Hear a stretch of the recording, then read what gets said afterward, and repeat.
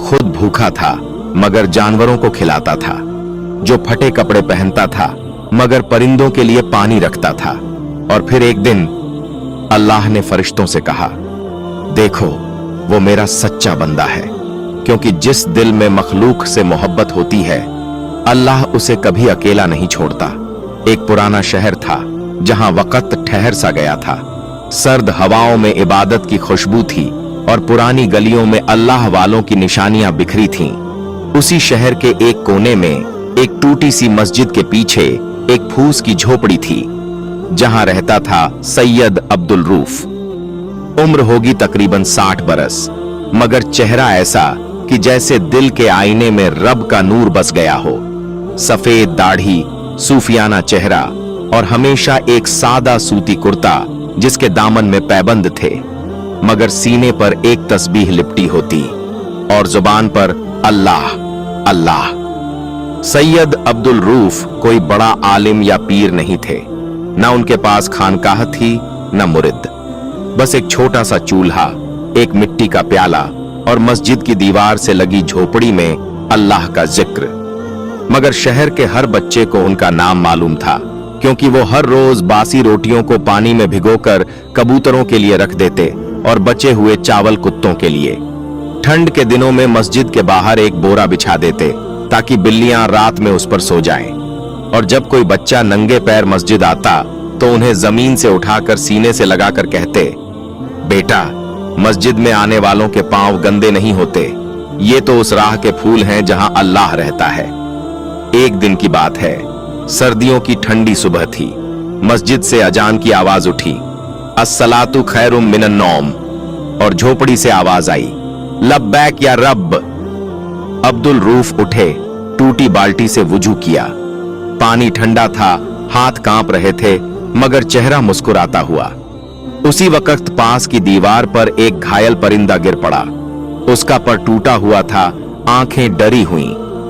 Roof साहब ने अपने कुर्ते की बांह फाड़कर उसका पर बांधा, उसे अपने पास रखा और हल्के से बोले, रब की मखलूक है, जब तक सांस है तेरी सेवा करूंगा। इसी तरह एक रोज वो फज्र की नमाज पढ़कर बाहर निकले तो देखा एक बूढ़ा कुत्ता सर्दी से कांप रहा है। उन्होंने अपने चादर का आधा हिस्सा फाड़ा और उसे लपेट दिया। किसी ने पास से ताना मारा, रऊफ मियां, ये कुत्ते, ये परिंदे, ये बिल्लियां, क्या इन्हीं से जन्नत मिलेगी? रऊफ साहब ने सिर झुकाकर कहा, नहीं जानता जन्नत मिलेगी या नहीं, मगर मुझे तसल्ली है कि मैं अल्लाह की बनाई मखलूक से मोहब्बत करके उसके करीब जा रहा हूं। मगर हर नेक इंसान की आजमाइश होती है, और रूफ की भी शुरू हुई। एक शाम शहर में अफवाह फैल गई कि रूफ के घर एक चमकता नूर उतरता है। कुछ लोग कहने लगे कि वो वली हैं, तो कुछ ने उन्हें झूठा सूफी कहकर पत्थर फेंके। एक रोज उनका चूल्हा भी किसी ने तोड़ दिया। बच्चे जो खाना लाया करते थे उन्हें भी डराया गया। अब्दुल रूफ के पास न रोटियां बची न कपड़े, मगर एक बात न बदली, उनके हाथ अब भी परिंदों के लिए फैलते और उनके होंठ अब भी तस्बीह पढ़ते। एक रात थी, सर्द, अंधेरी और भूखी। झोपड़ी में लकड़ी खत्म हो गई थी, बदन ठंड से नीला पड़ रहा था, मगर रूफ अपने पास आई बिल्लियों को गोद में लेकर बिठाए हुए थे। खुद कांपते हुए भी उन्हें अपनी बाहों में समेटे। जमीन पर लेटे लेटे उन्होंने आसमान की तरफ देखा और कहा, ऐ रब, अगर मेरी मोहब्बत तेरी मखलूक से रिया है तो आज की रात तू मुझे उठा ले, मगर अगर मेरी मोहब्बत तुझ तक पहुंचती है तो मुझे तेरी रजा अता कर। उसी रात एक बूढ़ा फकीर उनकी झोपड़ी में आया, चेहरे पर नूर, आंखों में रहमत। उसने पूछा, क्या तू ही वो है जो मखलूक से मोहब्बत करता है? रूफ बोले, मैं तो बस ये जानता हूं कि जो रब की बनाई हर चीज से मोहब्बत करता है वो कभी रब से जुदा नहीं होता। वो फकीर मुस्कुराया, अपनी झोली से एक रोटी निकाली और रूफ को देते हुए बोला, ये रोटी सिर्फ भूख मिटाने की नहीं, ये रजा की है, क्योंकि आज तुझे अल्लाह ने कबूल किया है, तुझ में रहमत का असर है और अब तू खुद रहमत बन गया है दूसरों के लिए।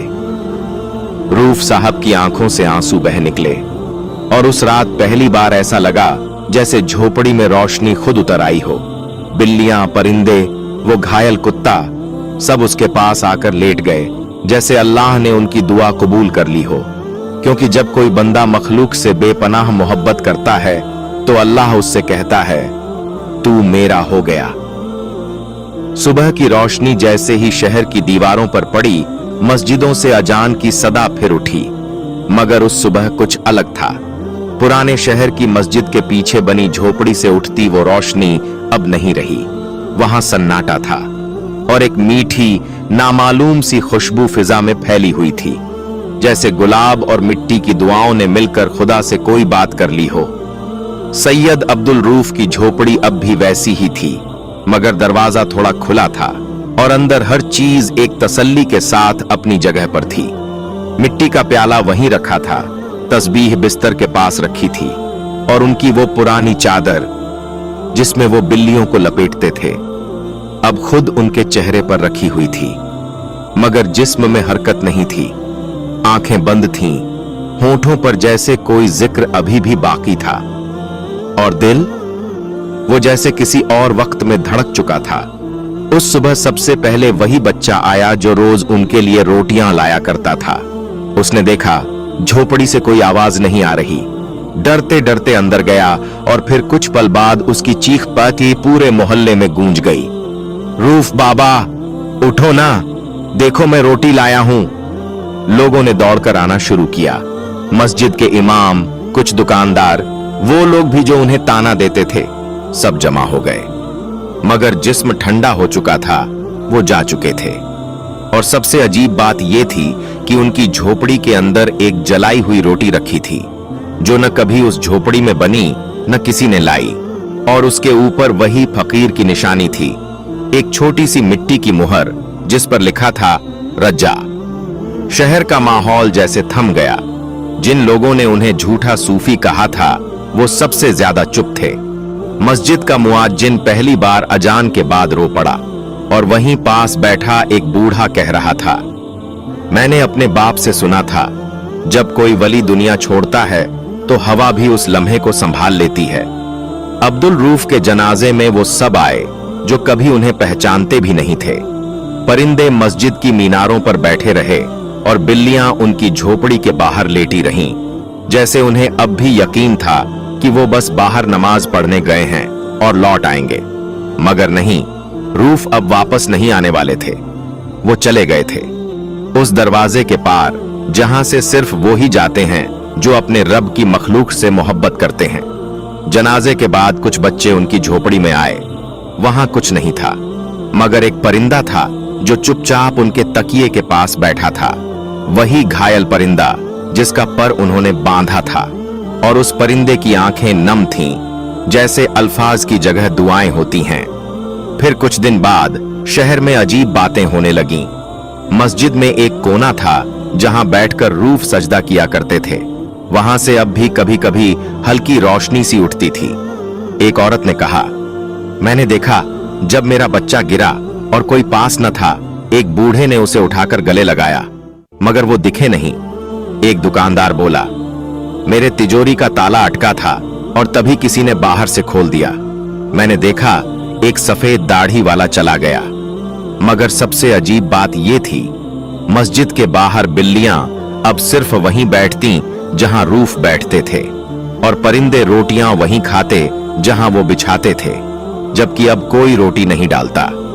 एक रात मस्जिद के इमाम को ख्वाब आया। उन्होंने देखा कि एक बहुत ही रोशन बाग है जहां फूल खिलते हैं और एक नहर बहती है। उसके पास अब्दुल रूफ बैठे हैं और उनके पास वो सभी जानवर और परिंदे हैं जिनसे उन्होंने मोहब्बत की, और वो सब मिलकर एक ही बात कह रहे हैं, जिसने मखलूक से मोहब्बत की अल्लाह उसका हो गया। सुबह इमाम साहब ने रोते हुए मिंबर पर कहा, ऐ लोगो, हमने एक वली को खो दिया मगर रब ने एक दोस्त पा लिया। रूफ अब हमारे बीच नहीं है, मगर उनकी मोहब्बत की खुशबू अब भी हमारे दरमियान है।